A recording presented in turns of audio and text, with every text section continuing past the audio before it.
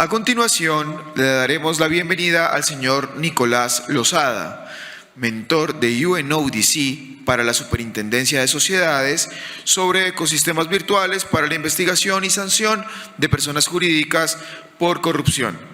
El señor Lozada presentará la conferencia magistral Ecosistemas virtuales para la investigación y sanción de la corrupción empresarial. Lo primero y más importante que debo decir el día de hoy es que hoy es mi cumpleaños.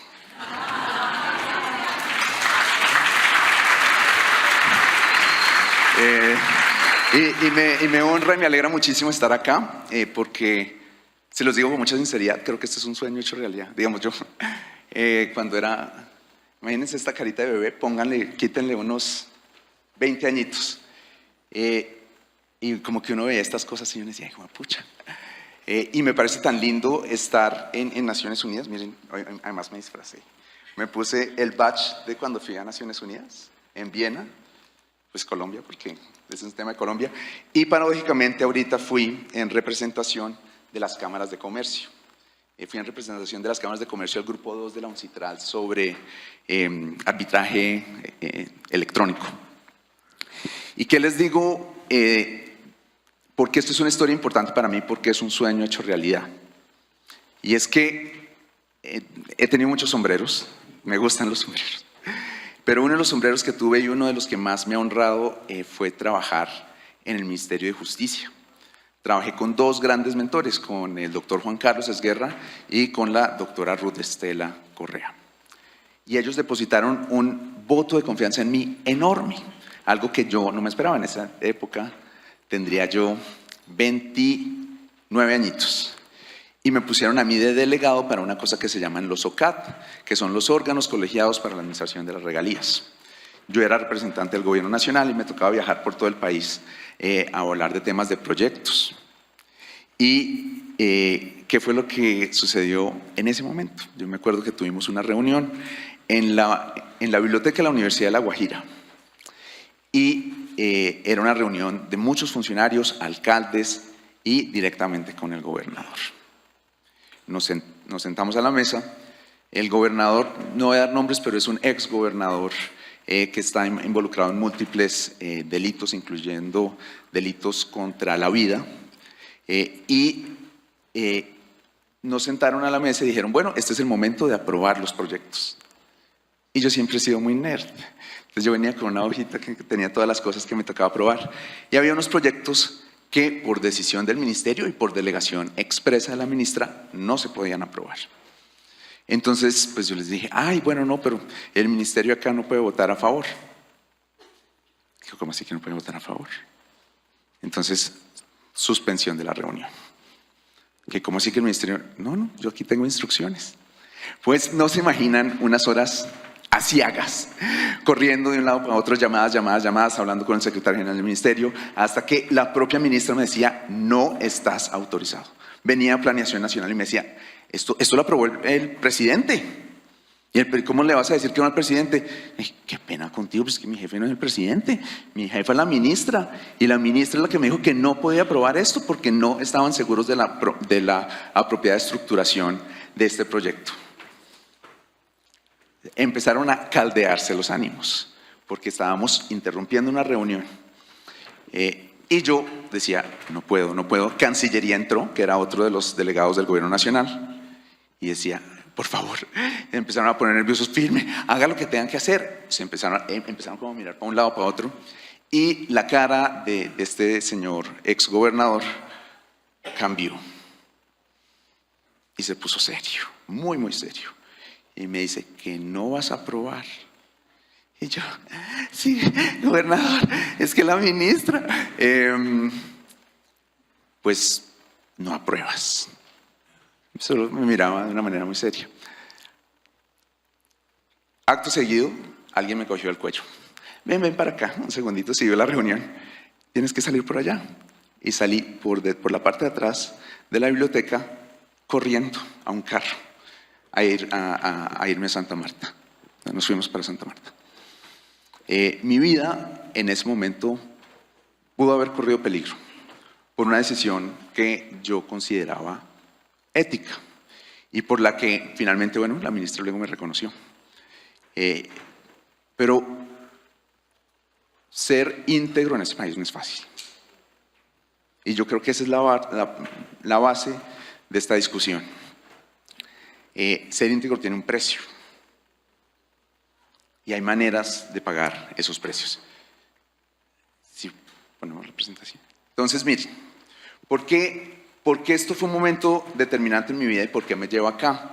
Porque en esta época, les estoy hablando de los años 2011 y 2012, estábamos en la aprobación de la Convención de la OCDE contra el soborno transnacional.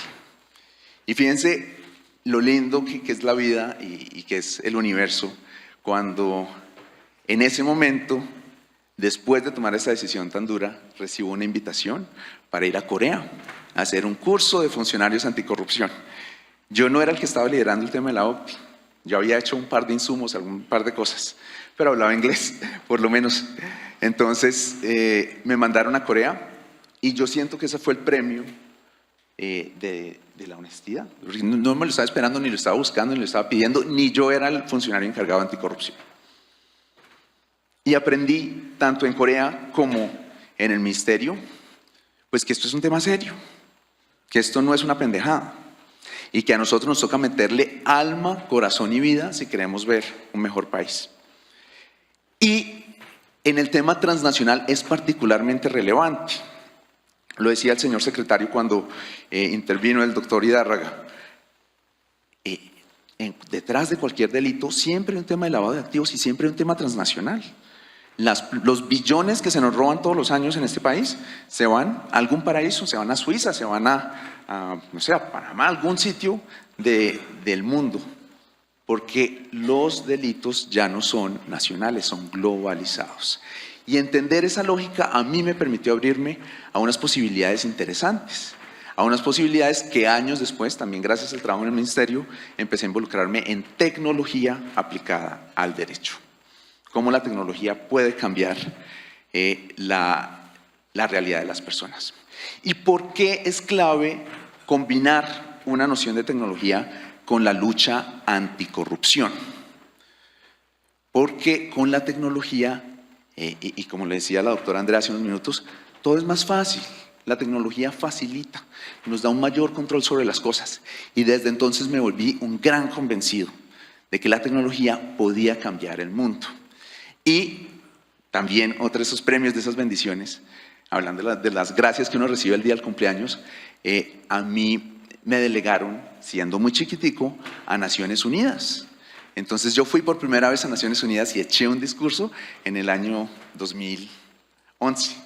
Así como cachetico, rozagante, contento, y yo decía, bueno, esto nunca va a volver a pasar. Y además era porque yo era el delegado.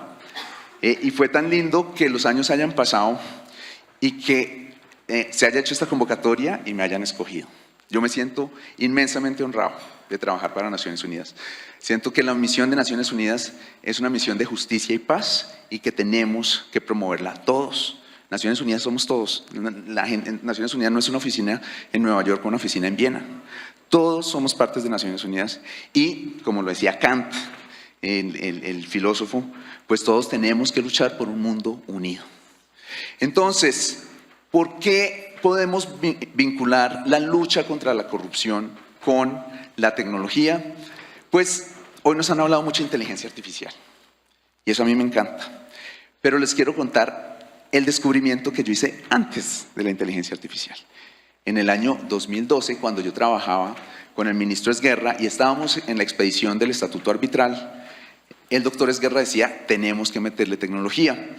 Y en su momento, Rafael Bernal, a quien quiero rendirle homenaje, que fue director del Centro de Arbitraje y Conciliación de esta Cámara por muchísimos años, él decía, tenemos que promover el arbitraje electrónico. Y él lo decía con todos los puntos. Entonces, ¿qué fue lo que nos dice, qué es lo que nos sostiene el tema y por qué el arbitraje electrónico tiene que ver con la corrupción? Porque había una noción que se estaba trabajando en Naciones Unidas que era la solución de controversias en línea, el ODR. Y quienes me conozcan, por ejemplo, aquí está mi queridísimo amigo Lucho, mi queridísima amiga Tatiana, me han escuchado hablar de ODR 12 años, para arriba y para abajo, para arriba y para abajo, para arriba y para abajo.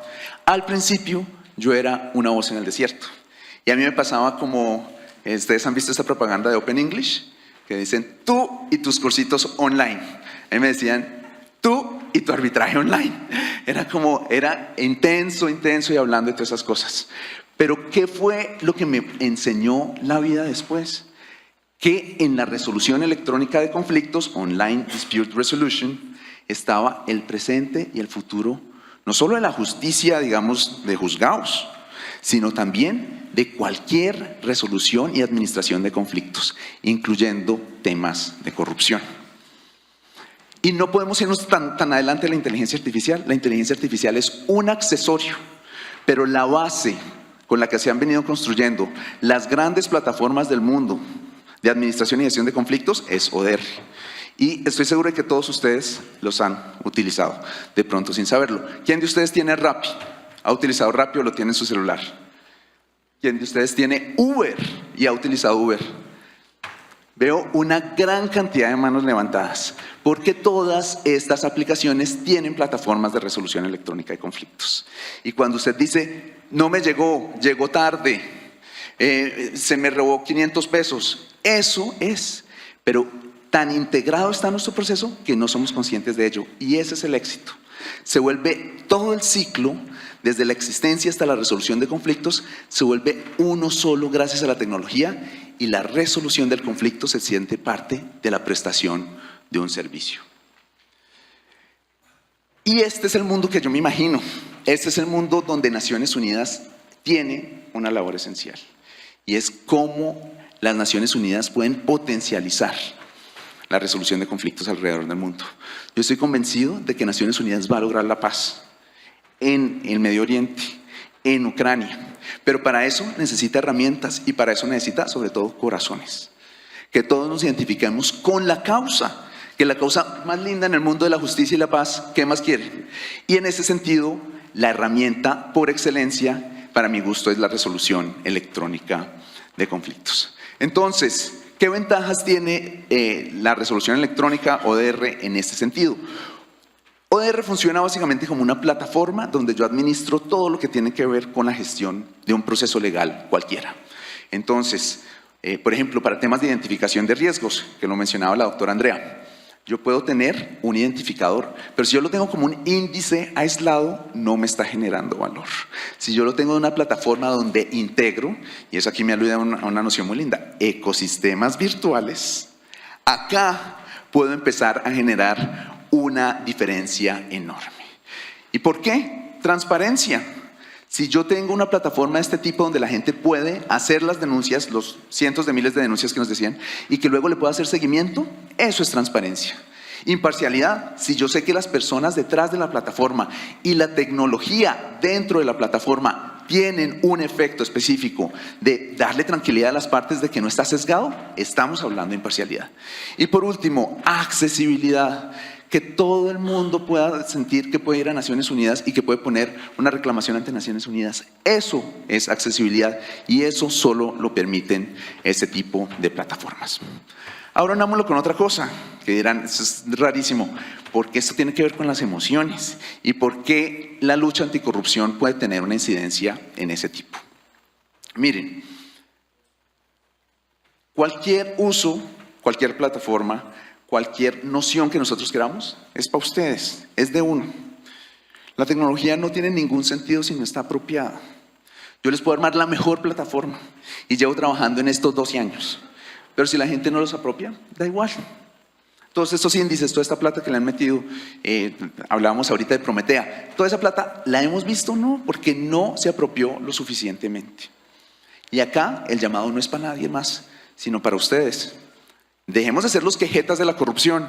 Ay, es que este país es muy corrupto. Ay, sean el cambio que quieren ver. Eso es lo que decía Gandhi. A uno le toca apropiarse. Oiga, yo vi un tema de corrupción, ¿qué voy a hacer? Me voy a la fiscalía. Esto no es un tema que sea ajeno a ustedes. Y todos los días todos vemos temas de corrupción. Pero esos son los otros, los malos. Nosotros tenemos que identificar nuestra emoción. La tecnología es neutral. Es un robot, es un algoritmo. Si yo no lo empiezo a utilizar, no voy a generar un cambio que yo quiera ver en el mundo. Y aquí entra el llamado y el por qué estoy con ustedes el día de hoy. La Superintendencia de Sociedades y la Oficina de Naciones Unidas nos llamaron, la UNDOC nos llamó para que pudiéramos trabajar en un proyecto con la superintendencia.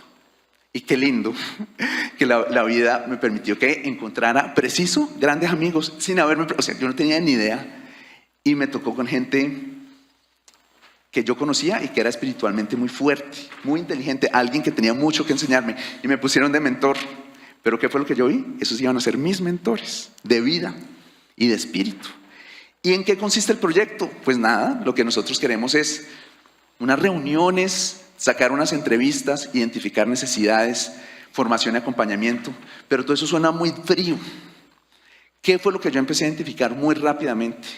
Que detrás de todo este entramado de anticorrupción y antisoborno transnacional había seres humanos, gente comprometidísima, comenzando por el superintendente delegado, el doctor Martínez Devia, y por todo su equipo, que estaban completamente identificados con la causa de cómo evitamos que haya tanta corrupción y que la plata se vaya para otros lados y que lleguen empresas extranjeras y sientan que acá pueden hacer lo que quieran.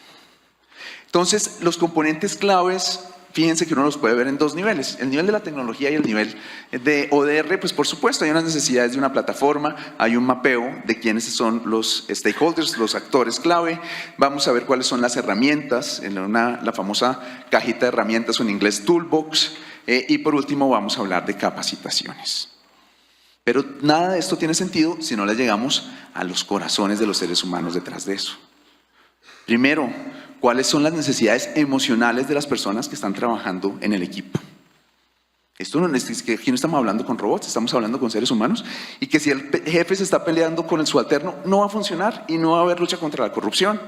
Vamos a mapear cuáles son las herramientas que tienen, pero si a la gente no le gustan las herramientas, no sirve de nada, no hay apropiación tecnológica. Hablamos de todas las herramientas, ODR, inteligencia artificial, le podemos meter de todo. Y si la gente no las utiliza, no sirve para un comino. Entonces, capacitar, ¿qué quiere decir? Generar capacidades, parte de la base de que nosotros lleguemos a los corazones de las personas. Y en ese sentido está planteado este proyecto. Normalmente a los consultores además se nos ve como personas odiosas y que están por allá y que vienen a dar cátedra de cosas que no saben. Y yo estoy segurísimo de que en anticorrupción me llevan años luz. Yo he hecho unos cursitos, unas cosas, pero me llevan años luz. Pero que sí es lo que yo creo que nosotros podemos ver. Cómo una plataforma puede generar una diferencia en las emociones de las personas. Y si ya está disponible, me gustaría que viéramos el video que habíamos preparado. ¿Sí está el video o no? Listo.